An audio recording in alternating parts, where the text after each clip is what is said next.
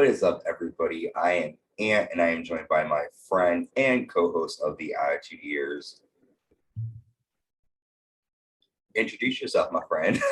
Yeah, I wanted to pause for dramatic effect. That's what it was. It was all about surprise. You thought, oh, he won on his game today. I got you. Years. I should be expecting the surprise. No, I fooled you. Yeah, I wanted to build up like a great storyline, like we're going to talk about today. There's several of them. Like Chris Jericho when he comes out and like, you don't know, he's just standing there. Well, better than Chris Jericho, with all due respect. I'm thinking more of, I love Chris Jericho, but seriously, I was going for something bigger. You couldn't have thrown in like the Undertaker or somebody, but no, Chris Jericho deserves respect. I'm just giving you a hard time. I do that to Ant to rib him. Yeah. Because I keep waiting for him to get me back, and I believe he will. So I'm excited to be on here. Did you hear that little freaking little tone? This is why we are uncensored. That was a rip right there. That happens pretty quite often. Go ahead, Tyler.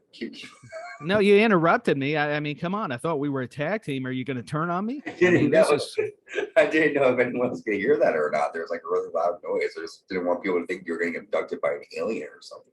There was a loud noise. Oh, I hope I'm not abducted. If I'm abducted, I hope it's Mandy Rose. But excuse me. Oh, we're talking Attitude Era. That's NXT. I digress. But I think we're going to have a fun show. I don't want to give away too much of the information because I'm just a co-host. I'm just riding on the coattails of Ant here. So what can I say? But take it away, man. Give us the people some context. We want to hear it. So that's what we've been anticipating. This is the night after Unforgiven in your house. A lot happened. You can check out our recap in the archives, but some basic points here from Unforgiven are that Kane was set on fire. Sable and Luna were both in their brown panties. They were. They were.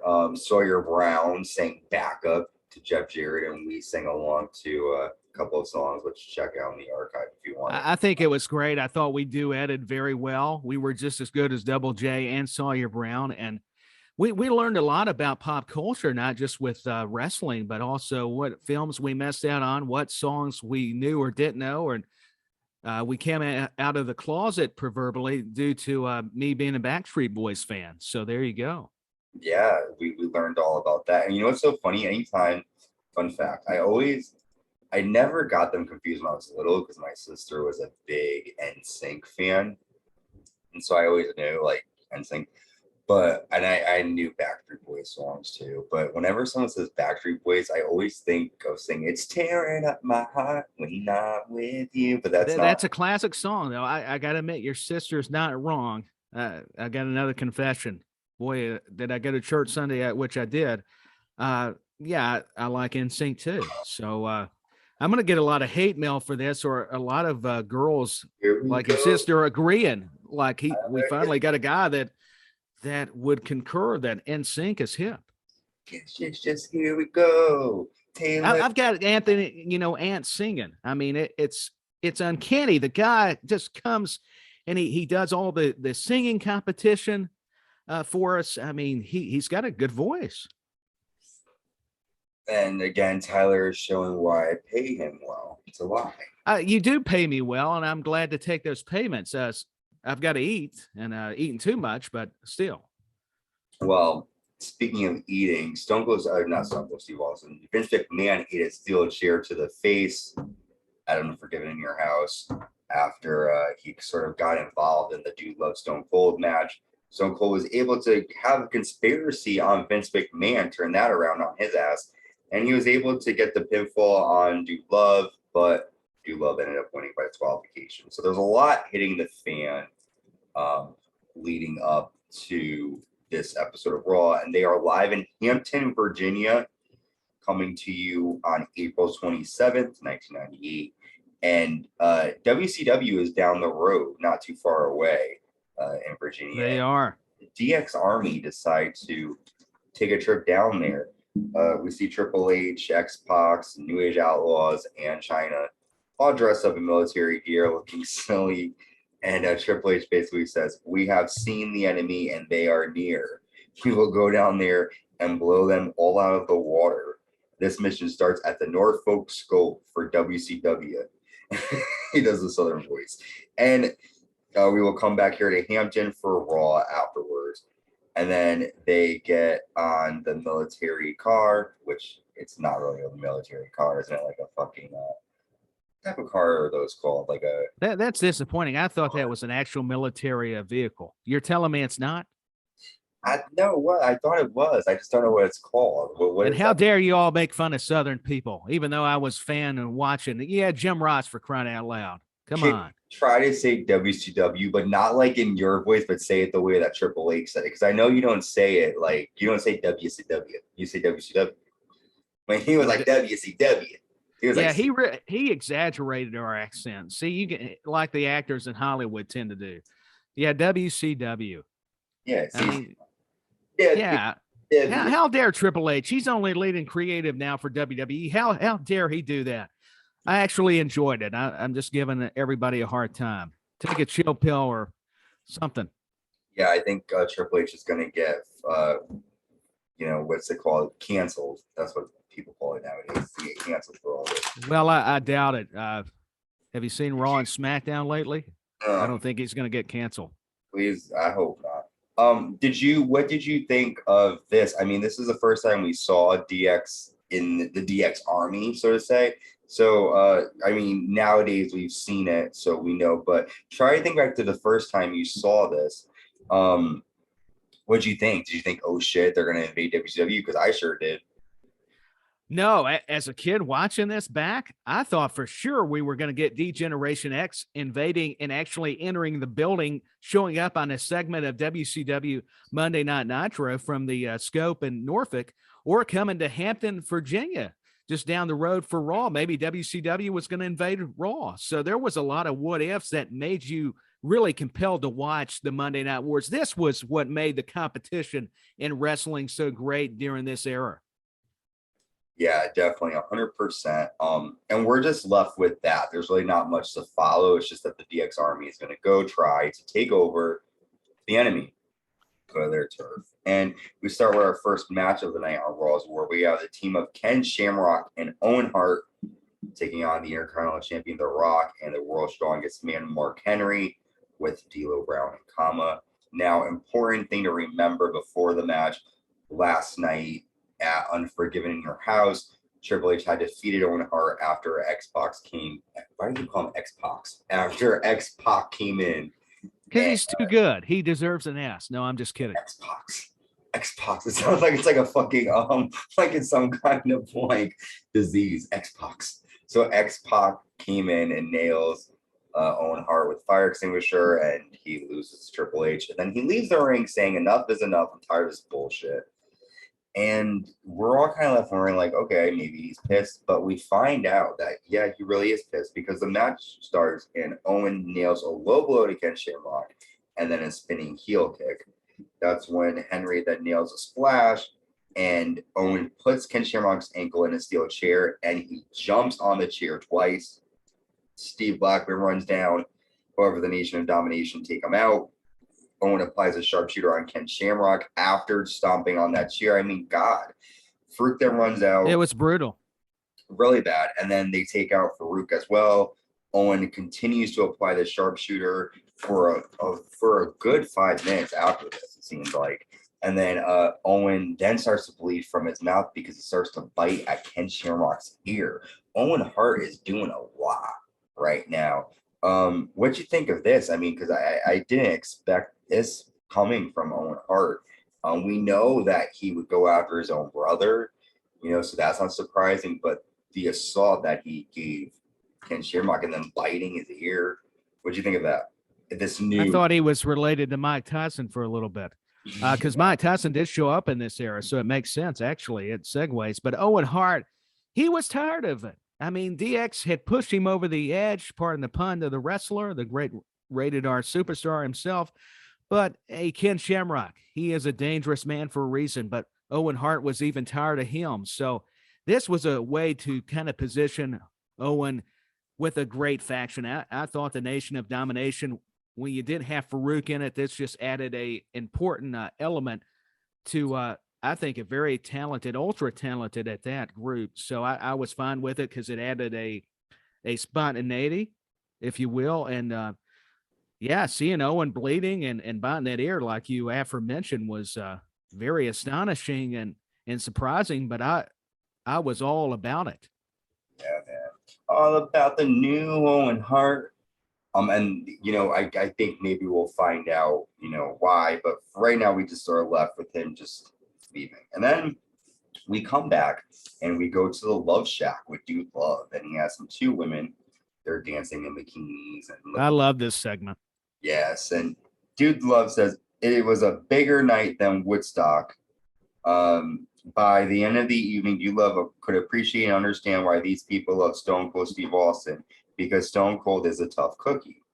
Last night on Unforgiven, Dude chewed that cookie and spit him out. And after the Dude put on performance of a lifetime, my gas tank was on E. And then he says Stone Cold took the easy way out. He tried to be counted out, but my main McMahon told him to get in the ring. When everything was in my favor, he took out the top dog, Vince McMahon. And then he says, we should fire Stone Cold Steve Austin, strip him of the title belt, and hand it over to the Dudester. I don't think he says Dudester, but that's just what I call him. It works. I love Dude Love, how he's got the groupies. I mean, it's the hippie-like gimmick that is so excellent. Nice behind the camera views. Thank you, cameraman. Speaking of the lovely ladies. And boy, that's telling of me. I should, I've informed people too much is what I'm trying to gather here. But I thought Dude Love was awesome. Angles with two beautiful women out. Absolutely. I would agree. Jerry Lawler thing. You didn't notice the women, but you noticed the camera angle. Go ahead. Well, no, I noticed the women. That's why I was thinking the cameraman. What are you trying to imply here?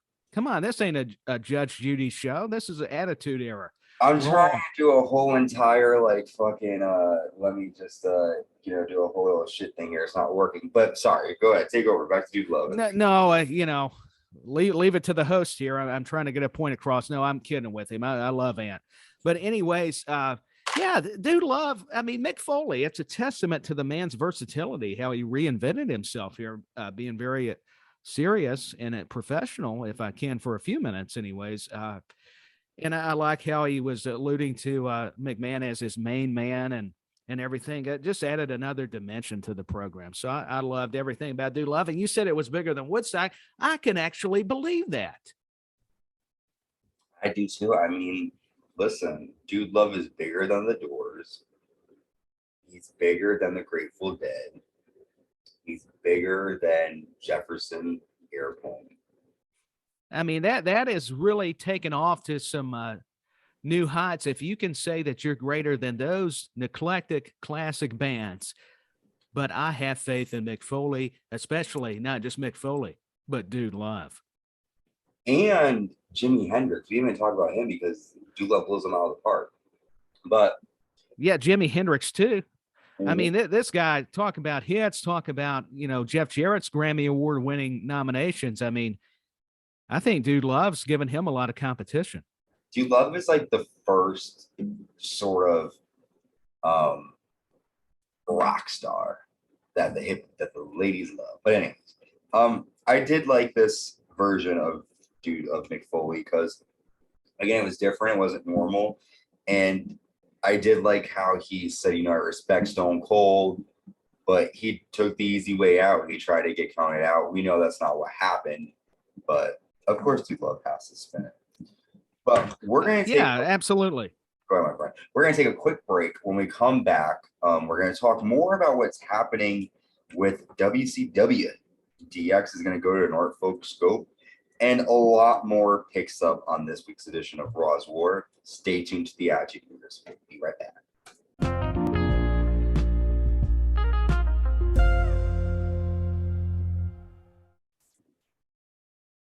And welcome back. And when we do actually come back from Raw, we see that D-Generation X is at the Norfolk Scope, which is where WCW Monday Nitro is being held.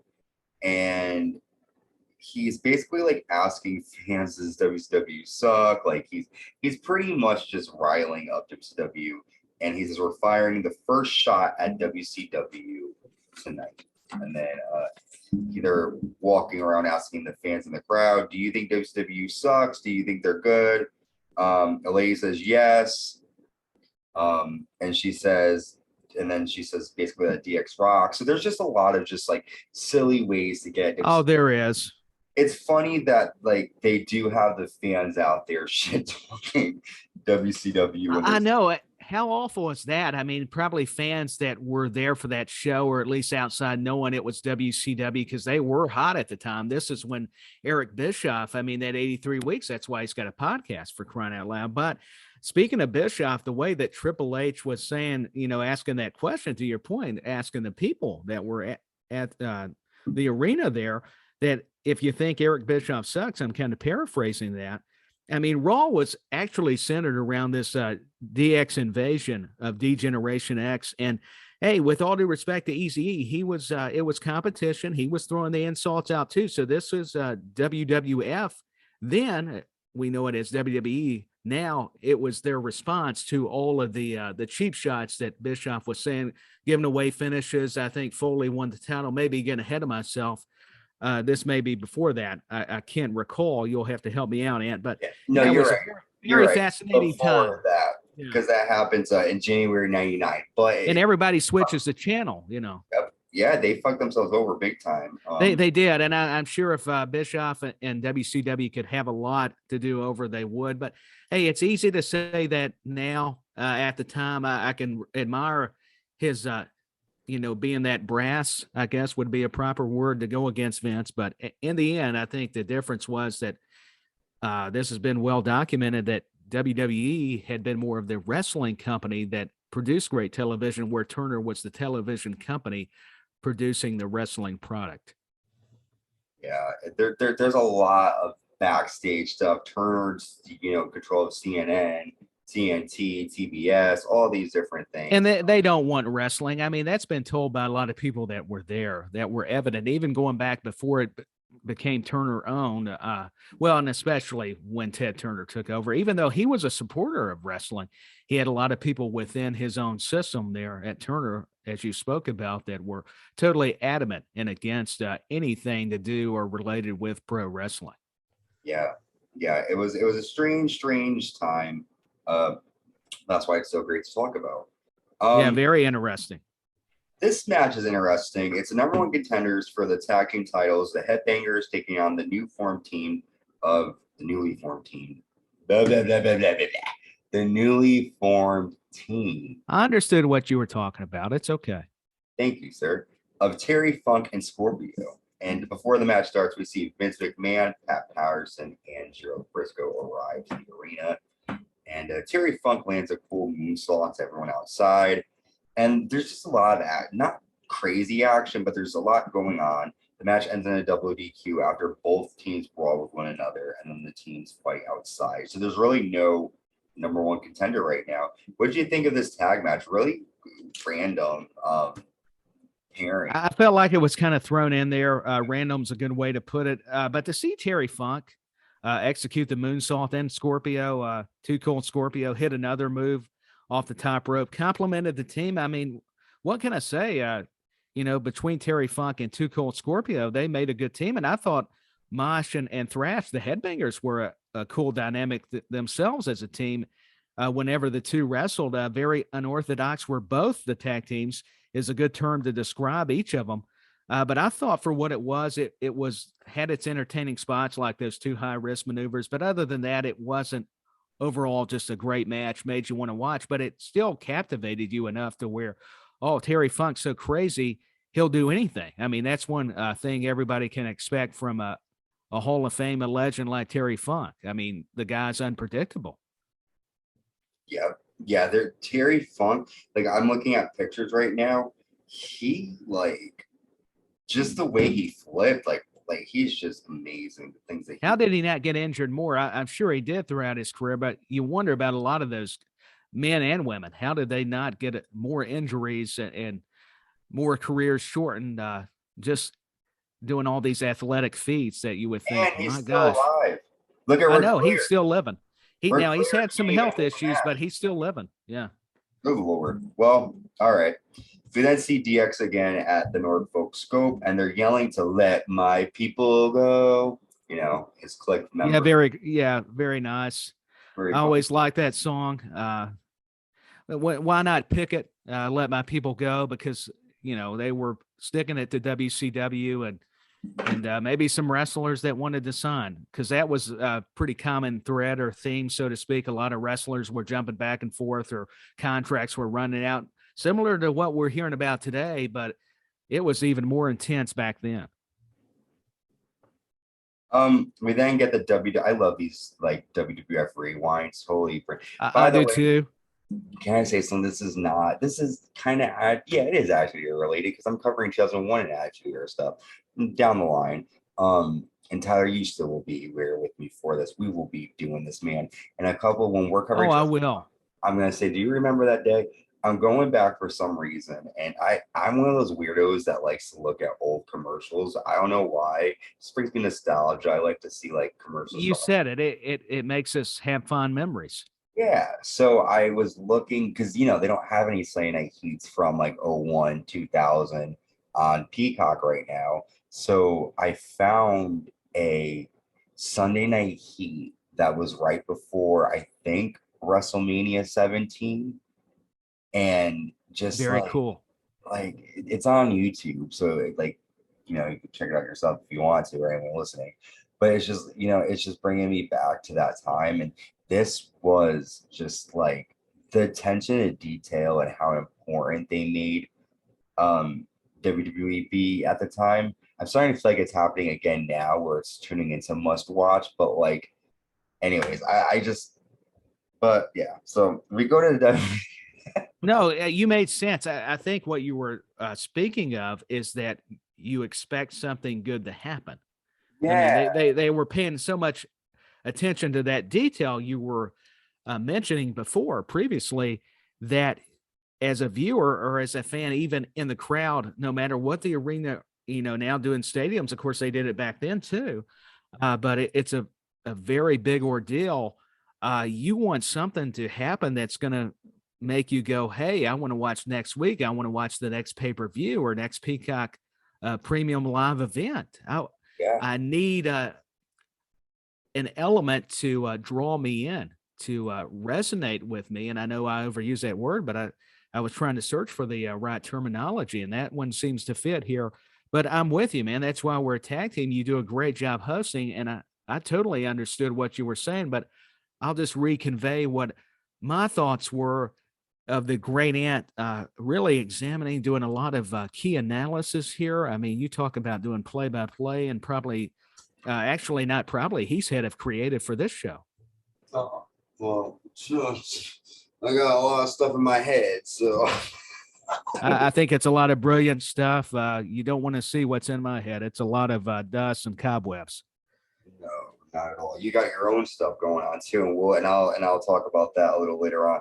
But I just think, when I think of WrestleMania 17 and talking about it, I just think to just like really corny, but just again to that whole detail. Just like, if you remember that video package, the opening of like just the different continents, like the women in like the Middle Eastern country wearing the long dresses, running, holding the things on their head, and then you see the farmer watching it, and then you see like with the radio, like you see all these sort of things that I don't remember all of it, but like I don't remember it because I watched it.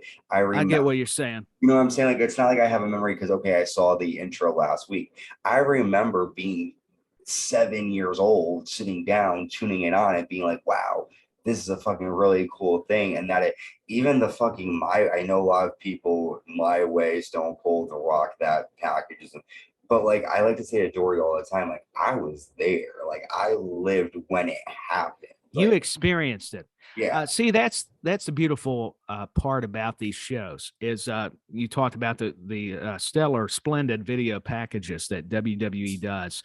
I can recall even the WrestleMania SummerSlam opens, even if you have to go back and review it or watch it for the first time, it still relates to the Attitude Era and today. And what you're saying with the scenes of the farmers are like, you'll see the different states or countries and planes flying over mountains or something. I mean, they did a great job of of really getting that picture into your mind. And that helped remind us of just how wonderful and how nostalgic that's a proper word to borrow from this stuff played out in our I think of yeah, go ahead. No, you go ahead. I was just simply agreeing. You brought up a fantastic observation there about the videos and everything, and not only reminding us about storylines, but anytime that there's a holiday, Martin Luther King Jr. Day, or honoring the military, excuse me, they just do such a magnificent job of having the narrators and the videos they piece together with the editing, and it's just Great, it's unbelievable. I think of even SummerSlam 2000, their opening package, where it's like the drama of Kurt Angle, Triple H, and The Rock, and they have like the opera singers running around with the acting masks, like doing like just random stuff like that makes no invasion. And when they have FDR, the only thing we have to fear, like small things like that. But in a historical context, to your point, it made sense. So even though it felt out of place, or they were able, if it didn't make sense to us, tie it in somehow. Fucking Armageddon with the shots of the fucking Vietnamese, the Vietnam War, using even the wars, the different historic battles. I mean, there was always an aspect that WWE would add to their programs. And I think with Armageddon, that's what they were depicting. It was going to be a war. So why not use some real battles that occurred in different continents that the U.S. fought, and it could apply even from a storyline formation or analyst here or analysis. Let me correct it. I mean, I'm just agreeing. There's so much that's coming to mind now. This could be another topic for another show, but I'm glad we're discussing it now because it changes things up. Yeah. Oh yeah, that it's all coming back to me now, and that's not Celine Dion. A great song, but I'm talking about it is. I mean, enough with the song references. We'll do that when we do more of the trivia, but I couldn't help it. It was making sense, and I thought, hey, if it transitions nicely, if Ant don't fire me, maybe he'll allow me to do it. I thought you could stay. But now he's singing again. I mean, it's a miracle. And Disney. Just Armageddon, man. Anyways, sorry. So it does that, man. Nothing screams that more than the Vietnam War scene and then Ant singing in the background. I mean, that's just the perfect combination. So WWF Rewind, we get from last night, Stone Cold Steve Austin tossing Dude Love off the stage at Unforgiven. Mick Foley just taking abuse after, and this is before the cell match. So he was doing that stuff in WCW as Cactus Jack and ECW. I mean, this guy was doing it over in Japan. We've talked about, everybody's heard the Vader story. Oh my God, I know. He lost his ear, and then of course Vader lost his eye due to a lariat by Stan Hansen. I mean, that's how stiff and hard they worked as far as wrestling, especially that style over there, even back then. And it's just really remarkable between all the crazy matches and even normal ones where he don't take just a normal bump. I mean, Mick Foley, you got to respect him because he will sacrifice his body. He'll literally put it on the line. Not that anybody else is not, but you talk about a real warrior. I mean, it is Mick Foley, whether it's Dude Love, Mankind, Cactus Jack, whatever incarnation. Yeah, well, speaking of, when you said you say like strict and hard or something, Jesus, something like that. Vince walks down. Or no, you said stiff. I think that was the words. Stiff. He walks down to the ring and he goes, tonight I have a heavy heart. I've had to make difficult decisions in the past, and today isn't different. I know Stone Cold Steve Austin was trying to take my head off last night. As a result of that brutal attack, I sustained a mild concussion. Nonetheless, nothing has clouded my judgment. Should I fire Stone Cold Steve Austin? Well, not yet. He goes, see, Austin, firing you would be too good. I have other plans, and tonight, Stone Cold, you will defend your WWF title against Goldust. And you're kind of like scratching your head like, okay. Vince says, I would like to introduce you to the referee for this main event match. This man is a former tag team champion, a family friend. Please welcome Gerald Brisco. And Brisco comes down, he shakes Vince's hand. Then Vince says, if Stone Cold Steve Austin lays a finger on you tonight, Gerald, Stone Cold's contract will be terminated and he will be stripped of the WWF title. And he says, Gerald, will you be unbiased tonight? Gerald says, yes, sir, Mr. McMahon. And then Vince says, Gerald, are you scared of Stone Cold Steve Austin? And then Gerald says, I'm not afraid of Stone Cold Steve Austin under these circumstances. Meaning, like, if Austin puts his hands on him, he'll be fine. So yeah, he was confident knowing that Austin shouldn't do anything to him, did Gerald Brisco.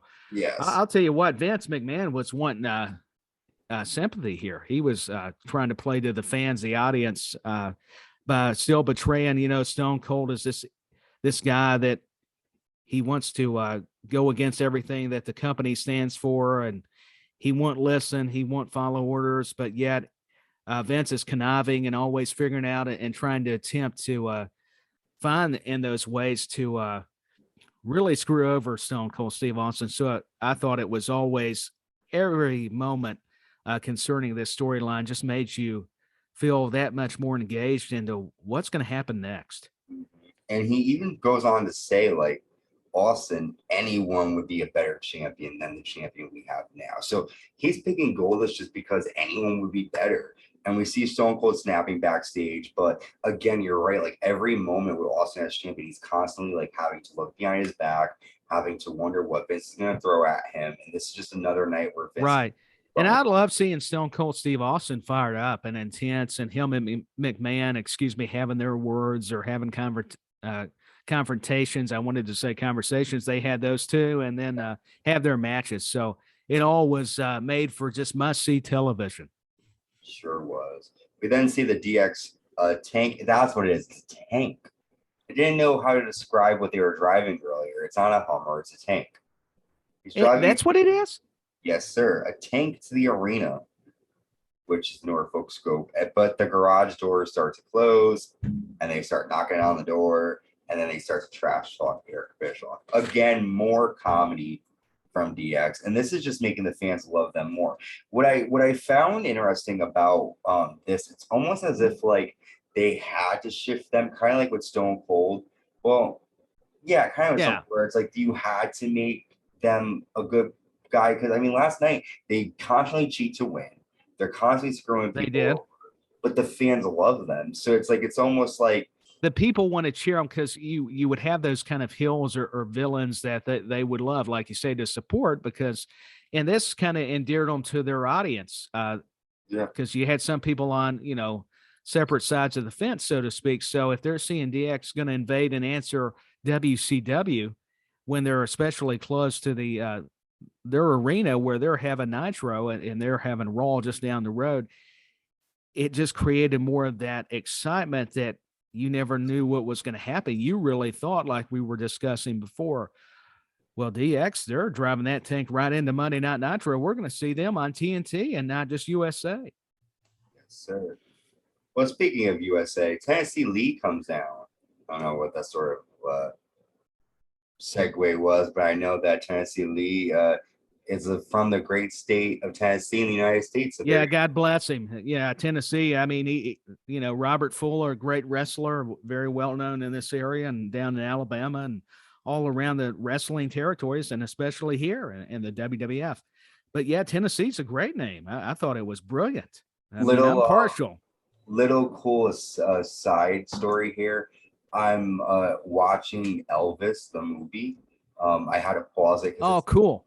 Dude, it's like a 2 hour and 50 something long minute. So I had to pause it. But I realized that, so Elvis's manager, his name was Colonel Robert Parker. You are correct. And then Tennessee Lee back in WCW was Colonel Robert Parker, wasn't he? Or something to that effect? Like that. And I realized, oh, that's where they got it from. Very funny, very clever. So every time I see Tennessee Lee or anytime I see his name, I just think of Elvis now. But anyways, yeah. So No, I mean that made perfect sense. I was listening because I didn't want to always be, improperly jumping in here, even though that's a part of the program. But I'm with you. I think wrestling uses a lot of other influences from various forms of entertainment. So that makes a lot of sense. I did not realize or draw the parallels. So thank you for helping enlighten us all and educating us all. Well, at first I thought he was supposed to be a play on Colonel Sanders. I'm not even kidding, because remember he wear like the little like that little tie and the white suit. But Now I can't unsee that. Poor Robert Fuller. Now I'm thinking of him like Colonel Sanders. It's all due to these kind of misplaced gimmicks. This would have worked back in the early 90s to even the 80s, but I mean, for him now, it did feel out of place for Double J, even though we wouldn't have got the Sawyer Brown performance or the Road Dogg singing with him for that song. What was the title of it? Because I'm going by the lyrics of that song they sing. well, We here's just the did. thing. You talk about them, but without that, we wouldn't have gotten a Tyler Peters performance of "With My Baby Tonight." Well, with my baby tonight, exactly. That's why I'm glad you could remember. And I don't know why I forgot that, but yeah, with my baby tonight, yeah, I try. I didn't want to ruin the whole performance of the originals, but I would try to chime in if I can get the lyric down because I didn't have enough time to prep. In all due respect, and that's my defense, Your Honor, to properly do it. Plus, out of the great state of Tennessee, Jeff Jarrett and Tennessee Lee, they should have sang it, even though we know Road Dogg, part of me, sang the parts. Well, the real singer, Jeff Jarrett, comes out, and he's gonna be taking on Bradshaw tonight. And Bradshaw nails Jeff Jarrett with a big boot. But at the time, they're called Club Kamikaze. They come out and they attack Bradshaw. They'll later be called Kaientai. How dare they? I'm tired of this. Kamikaze. Taka runs down, and Kamikaze then attack Taka Michinoku. And then a man who we later find out to be Yamaguchi-san comes out wearing a mask and one of those fans that you can like. What's his name again? Mr. Yamaguchi-san. I'm glad you knew because I was trying to wonder that. Who is this masked vigilante? And attacking Bradshaw. What did he do? He wasn't really disdaining anybody until he got in that feud with Eddie Guerrero, was he not? Well, Bradshaw, you'll see what happens. Something happens with Bradshaw in a little bit in this year, but as of now, Bradshaw's just not really bothering nobody. Kamikaze just been attacking him and Taka Michinoku. There's really no explanation left, but we don't even know Yamaguchi-san's name until next week. This whole gimmick with the mask ends up dropping too. He comes out looking like himself. So very strange the way they introduced him. Here's an unpopular opinion, though, and I don't mean to cut you off there, but I get why they have to do these or do this with Club Kamikaze. However, to me, though, it takes away from I think was being a good match, so to speak, between Jarrett and Bradshaw, and that's the only problem I had with some of these finishes, and maybe that's the wrong way to go about it. Well, it's just, I mean, they could have maybe like had, maybe Kamikaze cause Bradshaw to lose. Maybe could have done something like that. But yeah, I agree with you. A lot of these endings are just sort of like this thrown in there to be a part of the show. Exactly. Well, speaking of the next one, we find out that Over the Edge in Your House is coming to you live on pay-per-view on May 31st, 1998. And when we cover that, we'll go over the movies, music, pop culture moments, all that fun stuff. Now, when I'm covering this, I sit back and I think of the songs, and I'm like, yo. I'm looking forward to that. You're still the one, Jeff Jarrett, to Tennessee Lee. We then move on. I know, exactly. I could see him singing that to Double J, and I could see Jeff Jarrett singing it back, and them having just a promo battle of Shania Twain's You're Still the One. Yeah, perfect. So we see Dude Love with Kevin Kelly backstage, and Dude's pissed, and he says, he tells Vince McMahon, "Don't screw me.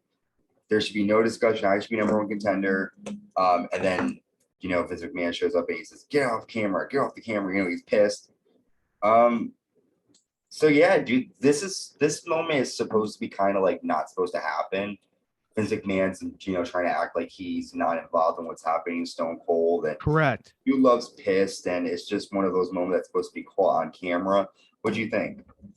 I thought it was a nice moment because Vince McMahon was even getting animated and angry with Kevin Kelly, so it was very believable.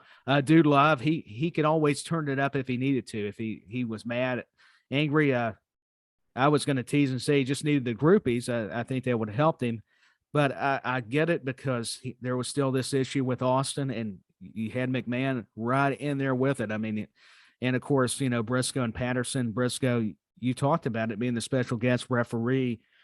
I just felt this was good television too, not just from a wrestling standpoint. Anytime somebody's got some problems, even though McMahon, we all thought that him and Dude Love maybe had this relationship as far as the conspiracy going back to Unforgiven and before that on previous episodes of Raw.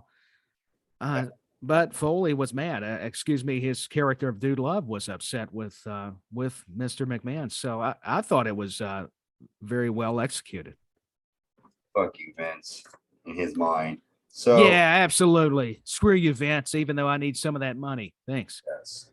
So DX come out after this, and Triple H gives his old Hampton, "Are you ready?" promo, and we have the tag team champions, the New Age Outlaws, with DX members taking on DOA. And before the match starts, the New Age Outlaws come out on toy bikes, and they are mocking DOA. DOA then call to the back. They call members to come out to help them, and LOD 2000 and Sunny come out to sort of help even up the odds. The match starts. Things got better. Yes, sir. DOA is in control to start, and they drop New Age Outlaws hard on the mat. And Billy Gunn nails a pile driver, but I don't know which DOA member it was. I'll say it was Skull, switches with 8-Ball, and Skull rolls up Billy Gunn, and DOA gets the pin on the tag team champions. Talk about being surprised. Yeah, I wasn't expecting that. No, and that was a surprise to New Age Outlaws too. So what did you think of DOA getting that surprise victory? There was really no point, I think, but what did you think? I think it was just a way to in storyline to get back when speaking of DOA to get the win over the Generation X to get back at them. Let me reinstate that previous point to get the surprise victory here. And I love anytime Triple H, a side note, where he annoys JR. He's not actually on commentary throughout the match, but you can hear him shouting stuff at Jim Ross and to see JR get angry, and then Jerry the King Lawler kind of aggravate JR too, picking the heel side was always entertaining. DOA, we've talked about it. They were okay. They were talented individuals, but it just never registered as far as like the main roster for me, and whether fair or not. DX, we're used to their type of antics, but thanks to LOD 2000, and I think, to be honest, just being distracted seeing Sonny would also cause enough for me to not pay attention either and get pinned. So, well, and I was going to tell you also, those toy bikes, that was more for people like me that wasn't as big. I would have to probably ride in with that, the little toy tykes or something. Those are fun. I would probably rock those toy bikes too myself. Well, yeah, I would have popped a wheelie and then needed a hospital right after. Well, Warzone is on now, and Undertaker comes out to take on Barry Windham, and he pretty much squashes Windham really quick. The choke slam and a tombstone, and then Taker grabs a mic and he says, "Kane, you got burned. You see, Kane, you wanted to fight with your brother. Last night was only the beginning. I want you to come down and let's finish it. I'm not moving until you come out here, and I have all of eternity to wait for you." And then we go to a break.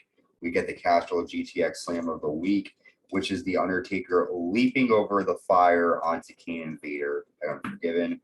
Kane comes out and stands on a ramp, and Paul Bearer says, "This has got to come to an end, Undertaker. It wasn't supposed to be like this. You were supposed to burn the flames, but my Kane once again had to suffer pain and agony of an inferno. That poor 3-year-old lying in a hospital bed, I saw him every day covered in bandages. I was there even when they scraped those dead skin cells off of his body. We've got to have a truce. Last night, I tasted my own blood, and when I looked up, I saw Kane once again on fire. It was my son whose hand was on fire. And then the Undertaker looks, and everyone's looking now. Let me just quickly dissect this, and then I want you to jump in and give me your thoughts. At this point in time, we just know that Paul Bearer is just the manager of Kane and Undertaker. This is the first time we hear that Paul Bearer is claiming to be the actual biological father of Kane, which means that Undertaker's mom, was doing something. You want to take it away with Mr. Bearer? And I don't even want to say it because I feel like Undertaker's gonna come after me. I know exactly. I still feel like that's a tough issue to bring up. So, but I always wondered though, as I was reading back the promo, like what else did he need to prove with Kane? I always wondered that because you just burned him. Like, why are you still mad? But we know that Paul Bearer is pissed now. Yeah, he's angry. He's an angry Paul Bearer. Kane is my son. Oh, yes. That's what he was saying to Undertaker's mom. I wonder what the mother's name was. Oh, he was going, oh, yes. And Kane is my son. Oh, yes. There you go. You didn't think I could do Paul Bearer, did you? I was happily impressed with that Paul Bearer. I think he kind of came alive. I think he, I came alive all right. You were saying, come on. I was waiting for the Darth Vader moment. I do recall because it was so great how he did it. We've already discussed just how vital that his character was to the Kane Undertaker saga, the whole brother versus brother. And this was just on point. And I love how the commentators didn't gloss over it. They had to bring it up. They were shocked too. They replayed it. This is what Paul Bearer's confession. He said he was Kane's daddy or Kane's father, kind of paraphrasing there. Yeah, like this is a whole little twist to their story. And we're going to find out more in the coming weeks. We then go backstage and we get an interview from Kevin Kelly with Goldust and Luna. And Goldust says, I would be a champion that people would be proud of. Before Goldust can continue, Dude Love attacks Goldust from behind. Luna jumps on Dude Love's back. And there's just a lot of chaos backstage. I mean, Dude Love's fucking pissed. And I understand he's being... Yeah, Dude Love is an angry man. He's tired of Goldust, even Luna. But Luna, to her credit, tries to defend her man, the artist formerly known as Goldust. I just wrote down Goldust, like I've stated before. This was another... fun segment because it was a little unexpected because we just saw Dude Love get angry with Vince McMahon in the back, and now we see Dude Love taking his frustrations out on Goldust, who was the opponent for Stone Cold Steve Austin. So it still made you guess regarding the storyline with Austin, McMahon, and Dude Love. Durst. Yeah, really not much. Just some crazy behind the scenes stuff. DX comes back out to the ring. And Triple H says, on a night when I should be on the top of the world, a lot of this is happening. Nobody's going to kill my buzz, though. Triple H says, you made me hot, and someone's going to get their asses kicked. 8-Ball walks down to the ring, but Dan Severn comes down. And then it looks like Severn's going to attack. I don't know if he's going to go after Triple H or 8-Ball. Looks like I know. That's what I thought, too. I thought Severn was going to go after Triple H. Yeah, we're not really sure. But then Jim Cornette comes down. He slaps Severn, and Severn snaps, and he nails a belly-to-belly to Jim Cornette. And then Poor Jim Cornette. All he was doing was trying to motivate Dan Severn.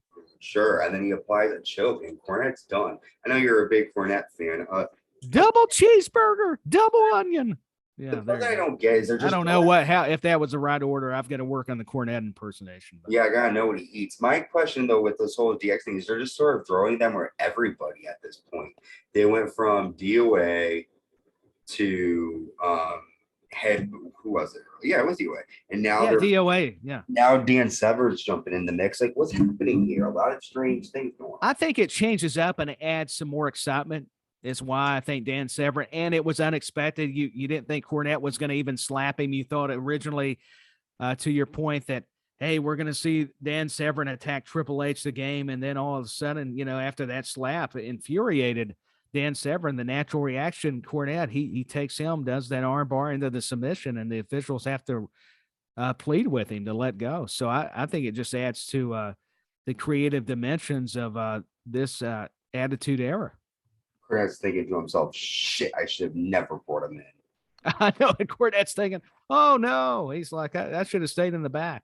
Should just fucking, said nothing, did nothing, whatever. Yeah, but it wouldn't have been Cornette. Come on. Yeah, It's not the Jim Cornette we all love. I love Jim Cornette when he gets fucked up. It's fun. I do too. And all you got to say is Vince Russo. Oh, that's it. I love the hate between the two of them. I do too. It makes for good shoot interviews. That just means real, where they're sitting down interviewing the different personalities. Speaking of shoots, we get a Val Venus promo, which, cool. And then we're going to cover this quick, and then we're going to take a quick break. Marvelous Marc Mero comes out to the ring, and he calls out Sable, who, again... He did. Well, and thank you to him again. Marc Mero's 2 for 2 so far. Yeah, man, Sable's you're stupid. He helped her lose last night, and he called her out tonight. Mero says, last night you humiliated me, standing in the ring with nothing on but your little bra and panties. You see what happens when I'm not in your corner? And then Sable says, I liked it, and I think all of these people did too. They're going to like it when I put you in your... And then Mero says, they're going to like it when I put you... Oh, no, she goes, they're going to like it when you put me in your place. Sorry. It's time I stand on I'm following. Trust my me. handwriting is terrible. No, I'm distracted when you said Sable, so I was listening, but I was already thinking. On and on, right? Which, out of respect, she is Miss Lesnar, so I want to be careful. Yeah, and I'm sorry. Lesnar's daughter, God forgive me. Anyways, so she goes, it's time I stand on my own. And Mero says, are you challenging me? And then Sable says, you're damn right I am. You give me 2 weeks and I'll humiliate you here on Raw. So the challenge is laid out. Sable is challenging her, I guess her boyfriend. I would have loved to have been an opponent back before she was married, of course, I don't know why he didn't just let her pin him. That's what I would have done. I've been, hey, I'll take the 3 count. Problem solved. So before we go to break, we're left, excited, waiting to see Sable in action. Excited to see what she's going to do next week. She's going to Sable bomb him, right? Well, 2 weeks.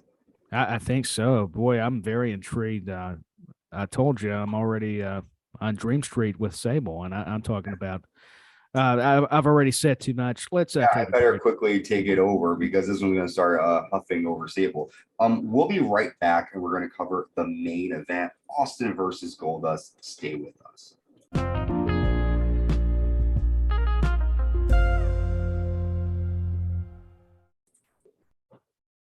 All right, welcome back. Before we end it with our main event, I just want to give a quick way to find out how to find us. We are the Uncensored Pro Wrestling Podcast, and we are available to stream wherever you get your podcasts, including places like Apple Podcasts, Amazon Music, Spotify, Anchor, Google Podcasts. Anywhere you can stream a podcast, that's where we are. And make sure you give us a 5-star rating and like us so you, I guess, get notified. I don't really know how it goes. I know on Spotify, they tell you when new episodes come out. And I think... I'm not sure either. I think Amazon does too. So just give us a 5-star rating. I think when you rate us, you'll know. Yeah, give us more than 5 stars if you're able to. But I think it's only 5 stars. But yeah, do it anyway. Do 6. Come on, just give us however you want to do it, folks. But this is great content. Seriously, for Anthony alone or Ant, I think it's going to be a pleasure listening. And check out his current wrestling shows with Carlos. That's the Raw review. They do a SmackDown review when they can, anyways. And I've checked them out. They're very good. So you need to plug that great content. Yeah, sure, of course. Yeah, that's our Raw, SmackDown. I will be doing, starting this week, knock on wood, I will be covering NXT. They have their special Heat Wave episode. They do. It's coming up tomorrow. Yep. So I'm going to be covering that. And yeah, like a lot. I'm excited with the current stuff because there's new surprises. A lot of stuff is going down. And Me as well. I'm hoping you'll be able to join us with the Clash at the Castle predictions. we'll let you know more about that as we go on towards that. Oh, I would love to. I'd be honored that y'all would have me. We'll pick some people, and I'll continue winning. See, Tyler, you'll get to see the side of Ant where like I just constantly win. I'm a major heel, by the way, when You it comes are? to this. So, but yeah, anyways, I'll just be happy to be there. I'm not going to claim victory, but I will laugh if there's a chance or even a hope or a glimmer of hope that I can win it. Speaking of predictions, and well, when it comes to predictions, you are taking on the Italian God here, and there's no hope for you, but that's okay. the Italian God, I love it. Yep. And then we have, you can check us out on YouTube as well, the Uncensored Pro Wrestling Podcast. Subscribe, like, hit the notification bell to stay notified when new content is created. Leave a comment too. I've been seeing some great comments from people. I might take a moment really quick. Do you mind, Tyler, if I shout out some comments that I've gotten on a recent episode? No, hey, it's your show, my friend. I'd be happy to listen to the comments. Let me go over here. So here are some things. This is from our Unforgiven in your house recap here. And here are just some All right. from some people. We have Bob Dar, who writes awesome pay-per-view. I agree. Thank you, sir. We have Millennium Rewind writing, I ordered this show back in 1998. Pound Attitude Era, pound WWE, and pound WWF. We have Mandy Rosen typing in Sable with 3 fire emojis. Oh, but that's Mandy Rosen, not Mandy Rose. Oh, well, we still appreciate the comment. Mandy Rosen, hello. If it was How are you? Fun too. And then last but not least, we have WWE Fan 1993 with Best Podcast. Thank you, sir. Appreciate it. Well, that's a credit to Ant here, and I'm just happy to have joined him recently for these episodes. It's been a blast. Oh, this is actually this one's for you too, though. This one says, love both of your takes. This is from our April 20th recap of Raw. Another good episode and bringing me back to the 90s. So, we're gonna have to get whoever that is a card. I mean, that's very sweet. If you want to have a conversation with Tyler, it was like, well, I didn't go that far. No, I'm just... we didn't go that far. No, I'm very fan friendly, so I'm a nice guy. I try to be a comedian. Look at him. Put me on the spot, buddy. I'm feeling myself. No, I love the comments. No, we appreciate it, and I would concur. We love the nice sentiments about the show. Tyler, you are sort of being brought into all different directions, it seems like. So I'm going to let you just tell people who are listening where they can find you. You can let us know as many, as little. The floor is yours. Where can people find Tyler Peters' content? They can find my content on Twitter using the handle at DustinTyler86. I'm also a co-host to the Rewind Wrestling Radio podcast. We talk about a lot of the current product, and we also go back and review some old shows every now and then. And we also, just discuss varying topics concerning wrestling. Also, I'm a co-host of Standing Strong with Waylon Myers. It's non-wrestling related. It's just a podcast. I've said this multiple times about uplifting a person and people collectively, so to speak. And so go check all them out. They've got Facebook, Twitter, Instagram pages as well, and YouTube content. So go like, follow, subscribe to their channel, and including this one, the Uncensored Wrestling Podcast with Ant here, doing a marvelous job. All his current shows with the Raw and SmackDown reviews or prediction shows or pay-per-views. He said it, NXT too, with the NXT Heat Wave event coming up. And you can also look up some of the writings for that I'm blessed to do. Very fortunate, thanks to WrestleBuddy.com, which has an actual website, but also has the platforms on all the major social media outlets. That's Facebook, Twitter, Instagram. Also, they've got a lot of great podcasts reviewing wrestling on their YouTube channel. So shout out to them. And I want to shout out to Coastal Championship Wrestling. They are a company that's allowed so many of us, thanks to our connections through podcasts, have an opportunity to do commentary, some different, very exciting things. So I got to shout out to CCW.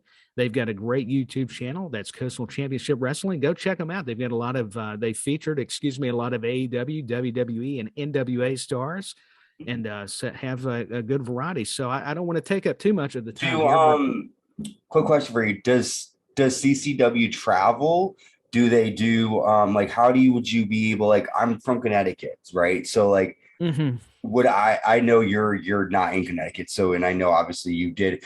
Tyler here is being quiet here. My friend here did commentary with Kevin Sullivan for I don't know if was it a CCW show or was it? It was a CCW show, and a true story. I did not realize I would be doing it with the great Kevin Sullivan. So how nervous was I? But I'll tell you from experience, a shout out to not only the company CCW, but to Mr. Sullivan. He couldn't have been nicer.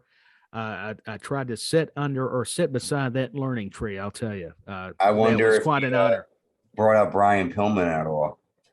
No, I didn't. I didn't really think to bring it up. No, I didn't. I wanted to be careful out of respect certain names, but we would bring up a lot of territorial people that were legends. Speaking of the regional promotions that he knew, and especially Jim Ross, because that was one of my influences for sure, was good old JR. So we discussed him and different ones, but very knowledgeable, of course, obviously, and just a very class act personality.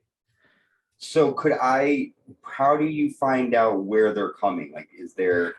You go to www.Coastal Championship Wrestling, and it's just fl.com for events. But I'll tell you right now, they're mainly in Florida. They just now started expanding the past few years up in Nashville, in Tennessee. But eventually, I'm sure they, rumors are they may start going more different directions. And I would love to see it, maybe beyond just the Southeast. So instead of just the last territory, they'll instead of regional, that maybe they'll become more nationally. Who knows? I think it's very plausible that they could maybe come to a Connecticut, maybe a Pennsylvania. I don't really know. I'm not privy to that information, but hey, they're well on their ways. But hey, if you're ever down to those areas, though, in case you're maybe on vacation, want to check out a show, they're normally in Fort Lauderdale, Port St. Lucie, Orlando area, now Kissimmee, a lot of locations in and around coastal Florida. So, or in Nashville, you want to happen to be in Tennessee, but maybe one day I need to talk to them. They'll be in Connecticut. I would love for that. Speaking of Connecticut, I do have one last thing I just want to talk about. I might be there, folks. We have to see. This is actually coming up 2 days. Wednesday. I don't know. I might be able to make it. I'll let you know if I can. I'll tell you about it. It's August 17th in Milford, Connecticut. It's called the Milford Tribus Bear Company. They're having the best trivia ever, Jamiversary 4. It's a 4-year anniversary party featuring, it's hosted by SiriusXM Sam's Roberts, featuring Hall of Famer Kevin Nash. And wow. It will be this Wednesday in Milford, 5 to 7 p.m. is the Kevin Nash meet and greet. You can get photographs and autographs with Kevin, and he does accept cash and credit cards. And then at 7:30, the trivia starts. And yeah, it's available. Anyone can go. Obviously, if you have to be 18 and older to drink. But yeah, you're going to be answering trivia and getting a chance to meet Kevin Nash. Who wouldn't want to meet one of? I wish I was there. I'd love to meet Kevin Nash. But also, there was one more podcast I forgot to mention. Oh, yes, go ahead. That's back when. That's the only thing I wanted to add it to that. I think we're only doing it monthly so far, but who knows? It may be a little more. Maybe not weekly, every other week. We got to see, because, all those guys are busy too with other podcast commitments. So, but it was fun. We discussed SummerSlam 88. We'll probably discuss older films, but got to plug the new show with Danny and myself. Yes. That's called Back When. So I couldn't forget that. That was something that I'm like, oh, I better mention it. SummerSlam 1980. So, all right. Thank you, Tyler. I mean, definitely check him out. There's so many great podcasts, so many different that he's a part of.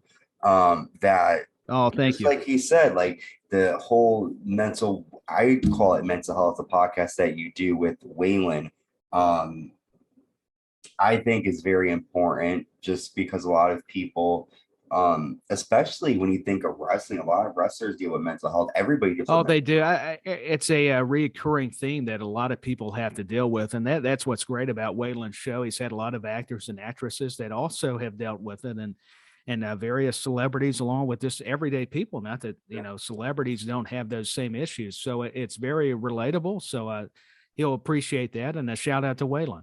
Yeah, Does a and great everybody, job. like you guys are killing it. Tyler is everywhere, wrestle buddy. And I will say one last thing. I'm not saying this to blow smoke up Tyler's ass. I'm really not, because I could off air, But He what I, could.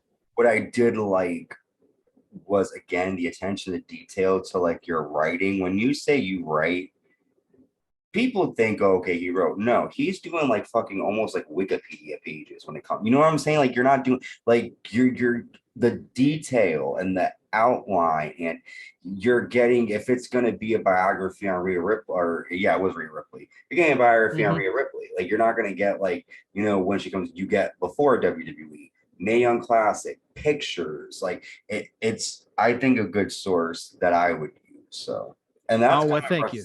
I like to look up, like I like to do, for example, swear to God, I'm doing Ladies of the Ring remix.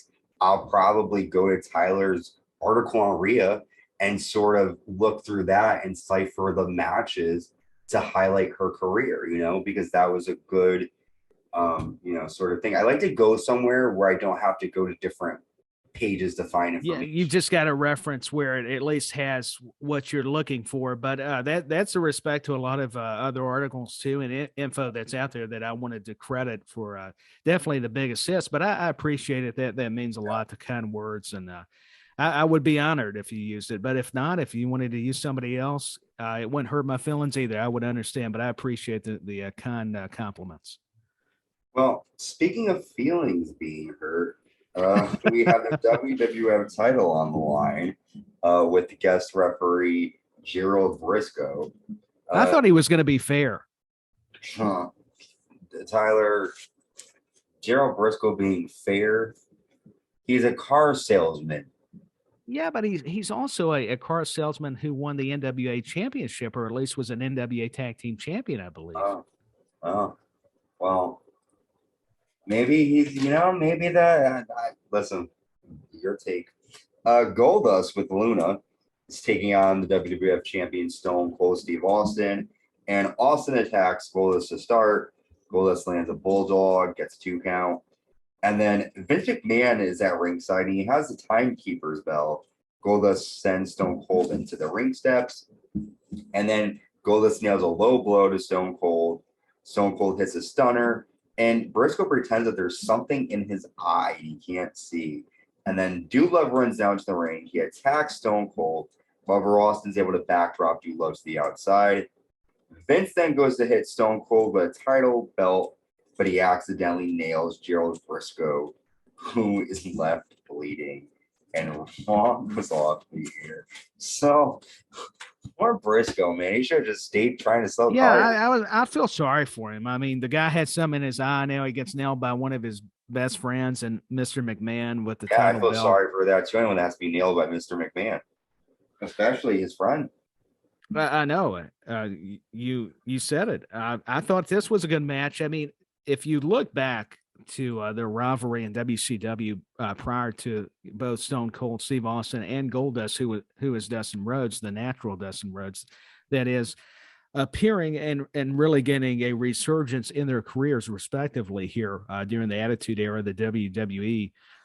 They had some great matches then. So even though a lot of people, as far as this storyline, Goldust was kind of still mid card, upper mid card, almost close, and definitely main eventing for sure, being in a spot with Austin. They still put together a good match. You relayed a lot of the good spots in it and maneuvers there, but it was more or less for McMahon. He's slowly, not slowly, I guess, well, in a way, and then kind of abruptly too. I guess both those things could tie in, where he's at the timekeeper table. He's making you think, he's still the upstanding owner, but yet you see him keep finding different avenues to really cheat Austin out of the belt or out of victory. And whether it's Dude Love or Goldust, he'll use anybody. So I thought it was always entertaining. McMahon always commands the cameras, whether it's backstage or near the ring. So it just it made for some awesome episodic television. Yeah, I agree.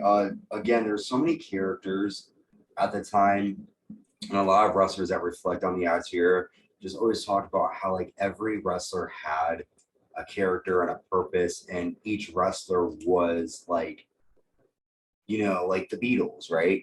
I always reference the Beatles. I don't know why. Yeah, no, that's a good analogy. I mean, if the Beatles are just legendary. Like it wasn't, you couldn't have the Beatles without John. You couldn't have the Beatles without Paul. You couldn't have it without Ringo. You couldn't have it without George. You have to. Yeah, it took them all. Right. And so with the Attitude Era, there was something for everyone, and each person was given an opportunity to show their talents. Goldust, you mentioned Dustin Rhodes is amazing talent, a great wrestler. I mean, come on, AEW, he's having some of his best matches later on. Oh gosh, you talk about another guy that keeps reinventing himself, and he's doing like, what is it, that Canadian Destroyer, that move? And I mean, for a guy 6'6", what about, I don't know, is he 270? Maybe lighter than that. Still probably 250. I mean, for him to be doing that, that's amazing. Yeah. So great able to see his work with Austin. We did get the ending where Vince, sort of didn't get his way. No, it was ruined, and that's the beauty of it, because it keeps making each week that much more interesting. And I know we're using some of these words repetitively, but I think it fits. No, it completely does. But quick before we say goodbye, what was your moment of the night? What did you like about this Raw? I think anything with Dude Love was good.